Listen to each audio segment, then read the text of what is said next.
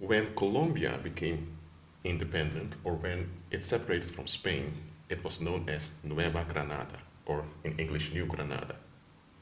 Now, on this map, well, this is a map from, I believe, 1830s or something like that. Of course, it's a scanned map, but okay. This is the Kingdom of New Granada. These are the provinces of it. That was a country, an autonomous kingdom. Then you had the Kingdom of Quito, today we call it Ecuador, this place over here, with parts of the rainforest. Those were two kingdoms. And she has there's actually a third kingdom that at the end said they Panama, but it was considered part of New Granada. She has those three regions were considered the viceroyalty of New Granada. You had the Kingdom of New Granada, which was this country, and the viceroyalty was the whole oversight of this region. Venezuela separated and became a separate kingdom with their own military and everything of their own. The reason the King of Spain separated Venezuela from the jurisdiction of the viceroyalty of New Granada was due to complaints, because the roads were not very effective during this time, so it took a long time to travel from this place all the way to Bogota. So Caracas became the capital of Venezuela as a separate kingdom.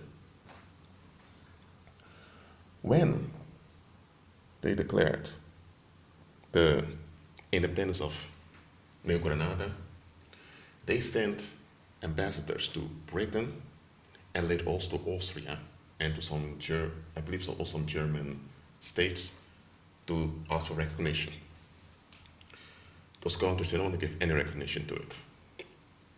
And in 1819, Simon Bolivar united the Kingdom of Venezuela, which was called the Captaincy General of Venezuela, together with New Granada and the Presidency of Quito. This was still under Spanish rule, by the way, but they captured it. And it was very easy because there was no Panama Canal, and Panama belongs to New Granada. So for Spain to contact this place, they had to go through this area over here. So it was very easy for them to capture the Kingdom of Quito. So all of this here became the Republic of Colombia. The first, let me say, 5 years, it was great. It was quite prestigious. The economy went well. They were in a boom. But after those first 5 years, troubles emerged.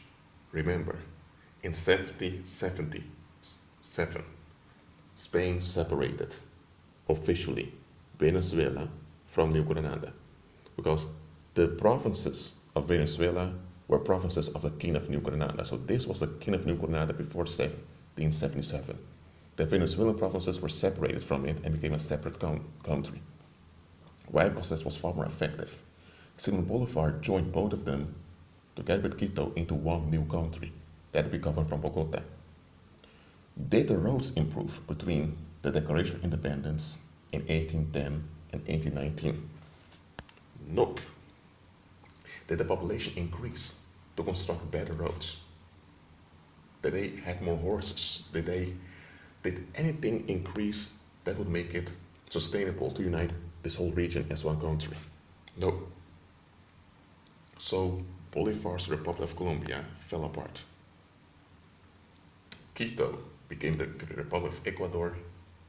Venezuela became separate again, and Panama remained with the Republic of New Granada because they changed the name New Granada again, and it's late in history they changed the name again to Colombia.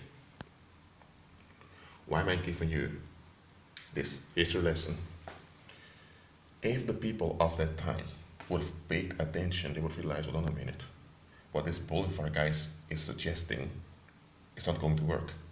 Spain separated Venezuela from New Granada because it was effective to have such a large country with the infrastructure we had.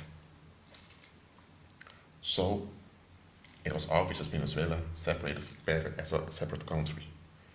When Bolivar united the two, they had no long-term plan how to deal with the infrastructure or any of that. And here's the thing, the Spanish people that lived over here were more into the Brazilian economy and with the Dutch and French economy of the Guyanas, while the Spaniards lived over here, the Spanish people that lived over here were more into the west of the Caribbean. So there was already a big difference in interest within Venezuela alone. The people of Quito, they were more inclined to the economy of Peru and Chile. And the people of Panama were more into Central America. So you had very diverse interests that limited amount of money, limited military, and there was also a war emerged with Peru.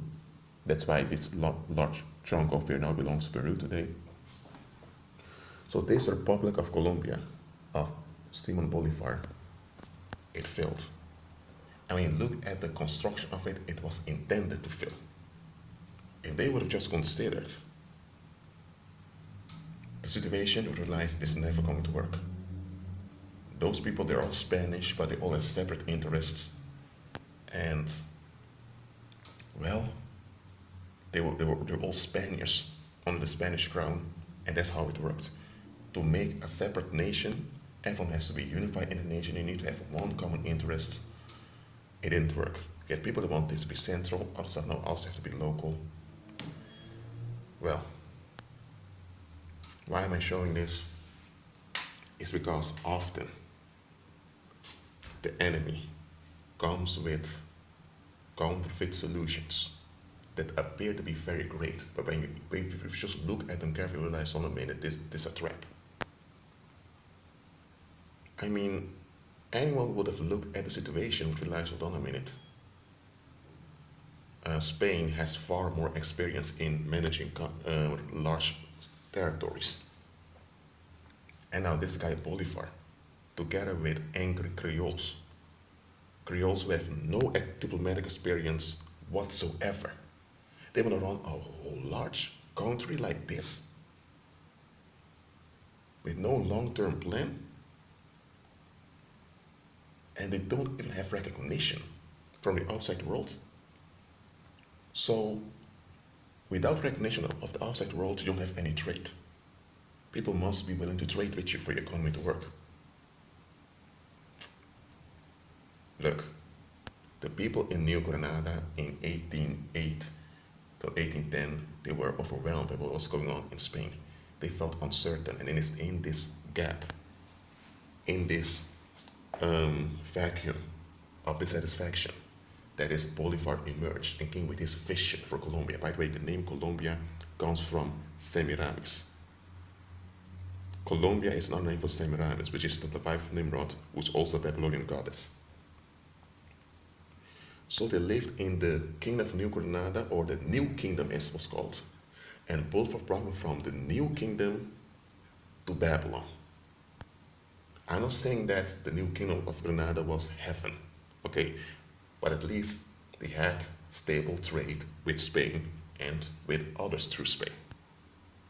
Bolivar only brought a bubble that collapsed very quickly. But even in the name, New Granada, newness, he brought them from newness to the old Babylon. That was already a red flag, but people didn't pay attention to it.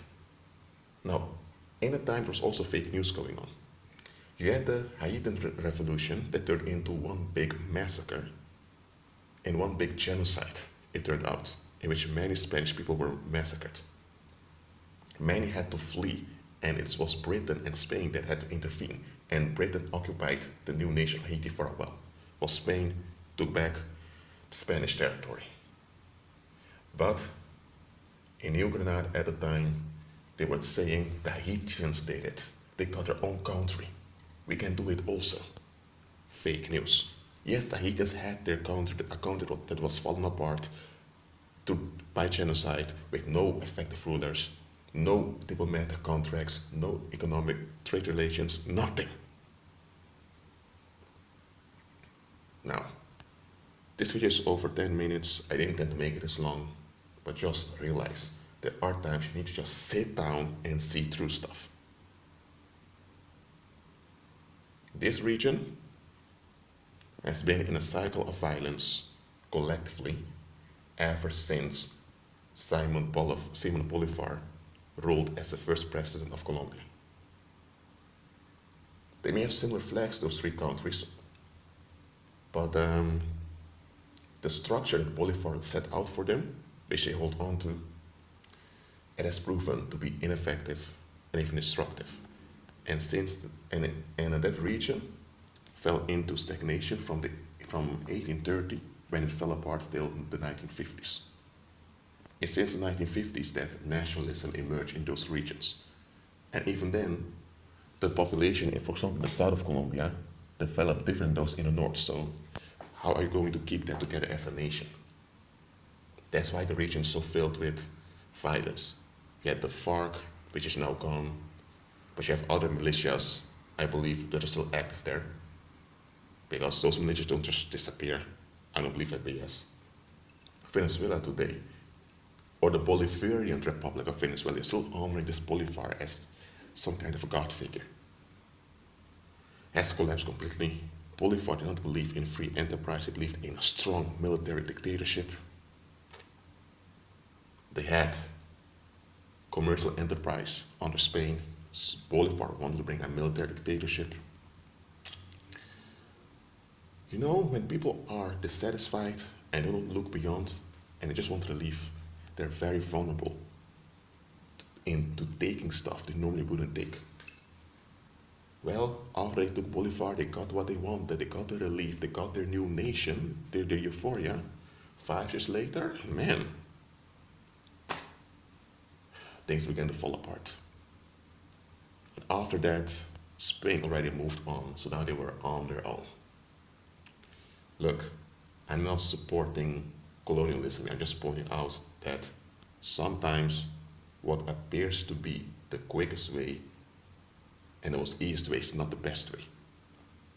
Simon Bolivar appeared like a solution to many people who were dissatisfied. But when you look at history, how things worked out, it was not the best option at all. And here's the thing, Spain experienced a lot of industrialization just after this new country fell apart. If they would have remained under Spain for a few more decades, they could have received much new infrastructure and much railways on Spain's costs. Man, they lost. Look, I'm not a fortune teller. I know what's going on in your life and all of that. Just agree with Christ. The easiest and quickest way isn't always the best way. Have discernment. Always look beyond. Be at peace.